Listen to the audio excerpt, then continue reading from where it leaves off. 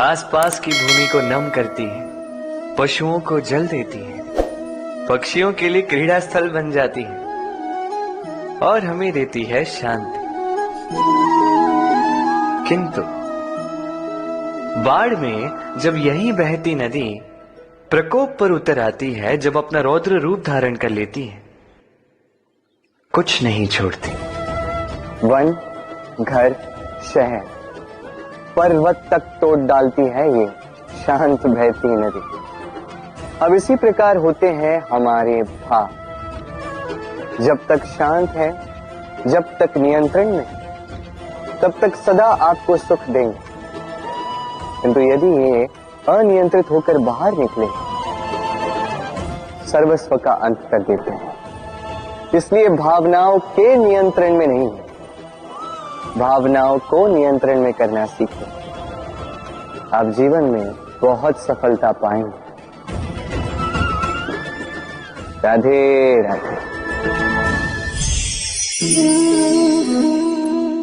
चलिए आपसे एक प्रश्न करता हूं, सबसे स्वादिष्ट फल कौन सा है? अब कोई कहेगा आम, तो कोई कहेगा सीताफल, कोई कहेगा अमरूद, और क्यों नहीं?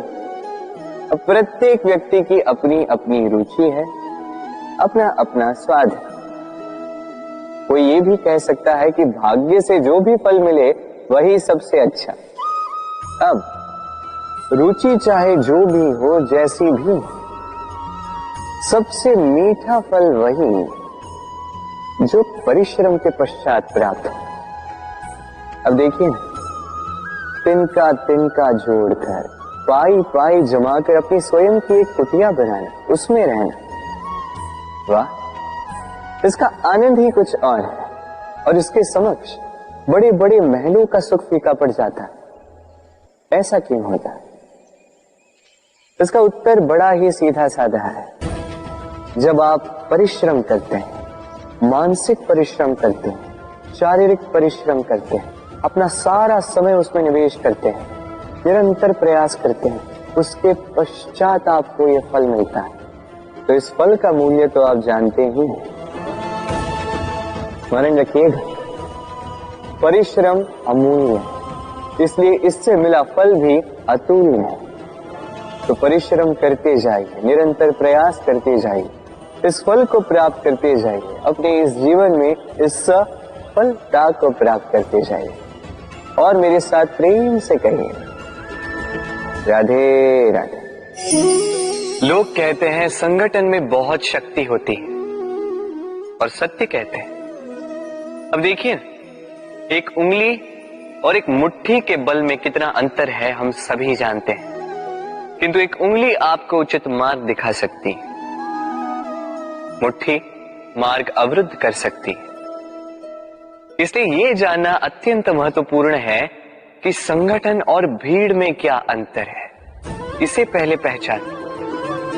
संगठन वो जहां आपका अपना व्यक्तित्व, अपनी पहचान,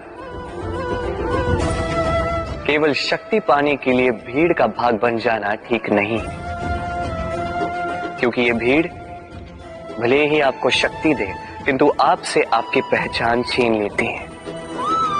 इसलिए संगठन में रहिए, किंतु अपने व्यक्तित्व को, अपनी पहचान को, इसे कभी मत खोइएगा। राधे राधे। क्रोध, क्रोध क्या है कौन नहीं जानता। हर आयु, हर वर्ग, हर श्रेणी के व्यक्ति को क्रोध का अनुभव हो चुका है। बल्कि किसी किसी का तो परिचय ही इसी प्रकार दिया जाता है कि व्यक्ति अत्यंत क्रोधी है, इससे तनिक बच के ही रहना। अब क्रोध क्या है हम सभी जानते हैं, किंतु ये क्रोध कर क्या सकता है ये बहुत कम लोग जानते हैं।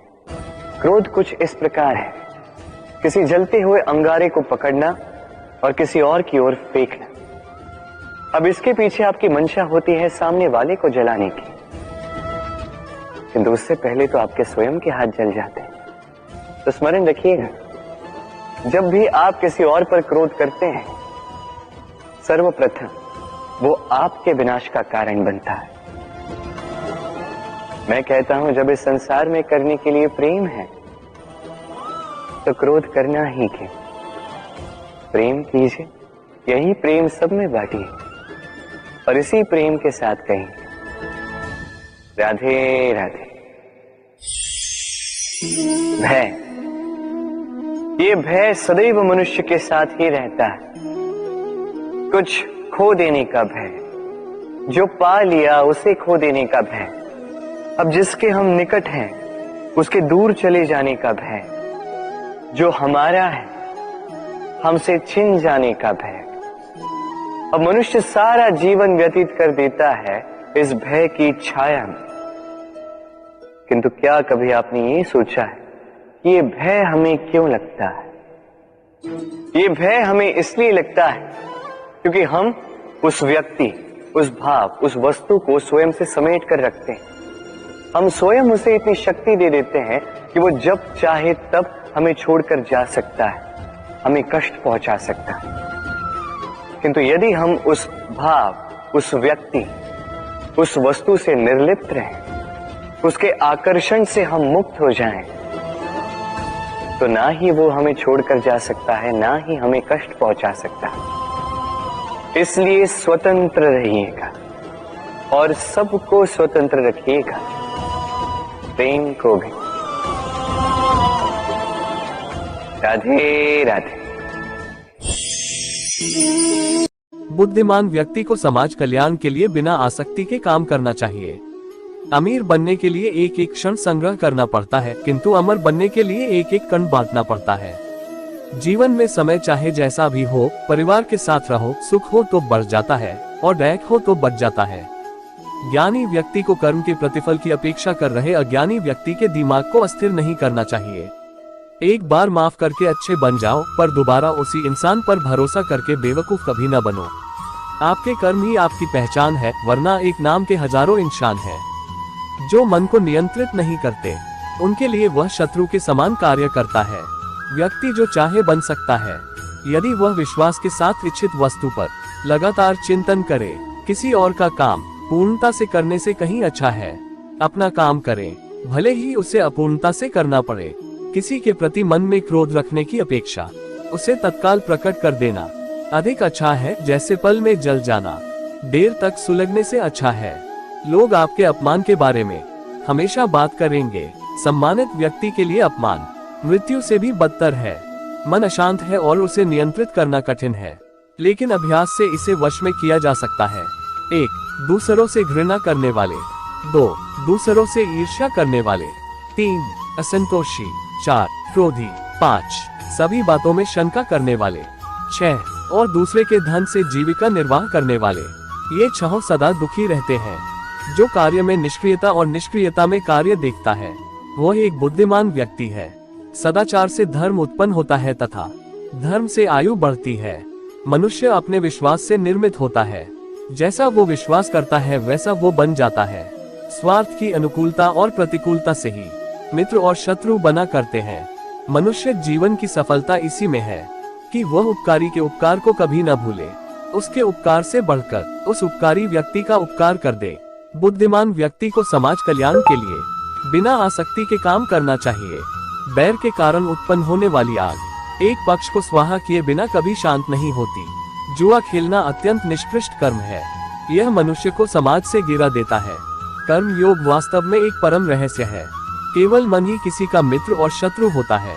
आत्मज्ञान की तलवार से काटकर अपने हृदय से अज्ञान के संदेह को अलग कर दो। अनुशासित रहो, उठो। जैसे तेल समाप्त हो जाने पर दीपक बुझ जाता है, उसी प्रकार कर्म के क्षीण हो जाने पर भाग्य भी नष्ट हो जाता है।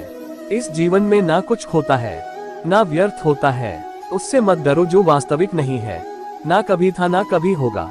जो वास्तविक है वो हमेशा था और उसे कभी नष्ट नहीं किया जा सकता।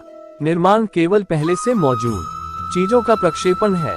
जैसे जल द्वारा अग्नि को शांत किया जाता है, वैसे ही ज्ञान के द्वारा मन को शांत रखना चाहिए। जिस राजा की प्रजा हमेशा कर के भार से पीड़ित रहे, प्रतिदिन दुखी रहे और जिसे तरह तरह के अनर्थ झेलने पड़ते हैं, उस राजा की हमेशा पराजय होती है। सच्चा धर्म ये है कि जिन बातों को इंसान अपने लिए अच्छा नहीं समझता, दूसरों के लिए भी न करे। संसार में ऐसा कोई नहीं हुआ है जो मनुष्य की आशाओं का पेट भर सके।